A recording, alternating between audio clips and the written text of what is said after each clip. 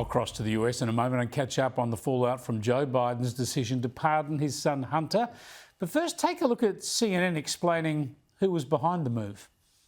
Clearly, there was pressure inside the family. We were told really in recent weeks that Dr. Jill Biden, First Lady Jill Biden, was very supportive of the president doing something like this. The president was not sure, but we clearly have seen now he has come to this decision to pardon his son Hunter. So was Jill Biden pulling the strings? I put it to Kristin Tate.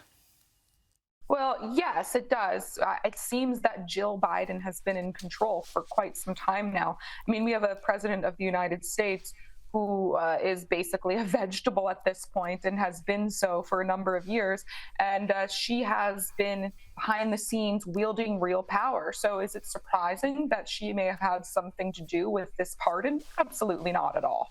Yeah, I mean, I think you're right. Obviously, a decision like this, the family's going to be involved. Jill Biden's going to be involved, but especially so, as you say, somebody's been telling Joe Biden what to do for every day of the past few years. And I think his wife is number one in the frame for a lot of that. This is what she had to say. She was asked about Hunter Biden's pardoning, and you can just make out what she has to say above the din of the Christmas cheer.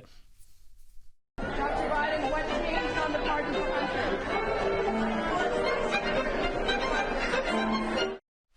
Yeah, of course she supports the pardoning of her son. Now, Donald Trump has reacted to this as well on the social media. He says, does the pardon given by Joe to Hunter include the January the 6th hostages, he calls them, who have now been imprisoned for years? And this is the important bit, I think. He says this is an abuse of justice and a miscarriage of justice. He's gone in hard as ever, Kristin.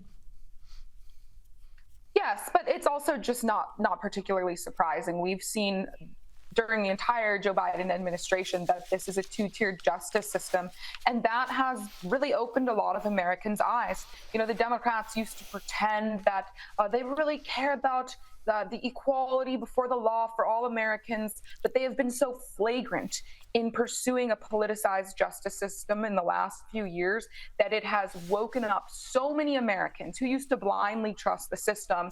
And this all really had a major impact in Donald Trump's reelection.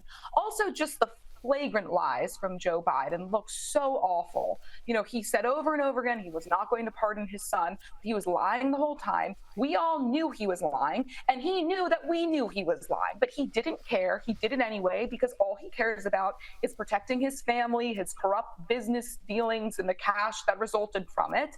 And he couldn't care less about the peasants he's pretended to work for the last 50 years, namely the voters. It is such an insult, but hey, I guess he has nothing to lose at this point. He's riding off into the sunset and leaving office.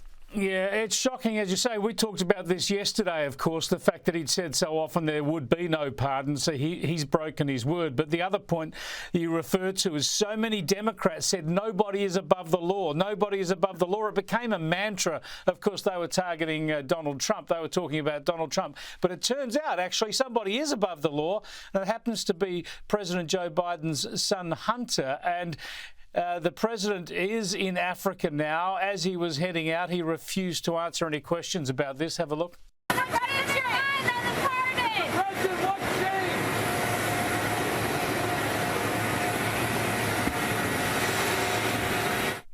Yeah, so Joe Biden just avoiding the issue. We'll see if he can avoid it for his couple of days in Africa. But I want to go to the left media now and talk about how they're dealing with it. Those crazies on The View want to turn all this against Donald Trump. Whoopi Goldberg's trying to turn the pardoning of Hunter Biden, which she seems to excuse because he was a drug addict, and turn it against Donald Trump. Have a look. It's a precedent for all of us to open our eyes because we've elected someone who is in a similar situation, who didn't have a drug problem, who knew what he was doing, who clearly stood and said, I can do this. And he did it.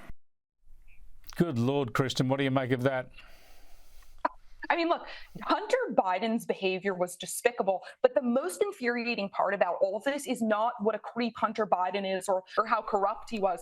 It's the way the media has completely ignored the corruption for years at this point. They have been complicit in this. Remember, when the New York Post broke the story about Hunter Biden's laptop right before the 2020 election, normal people, were blocked from sharing that story on social media. If you did try to share the story, you were told you were spreading Russian propaganda.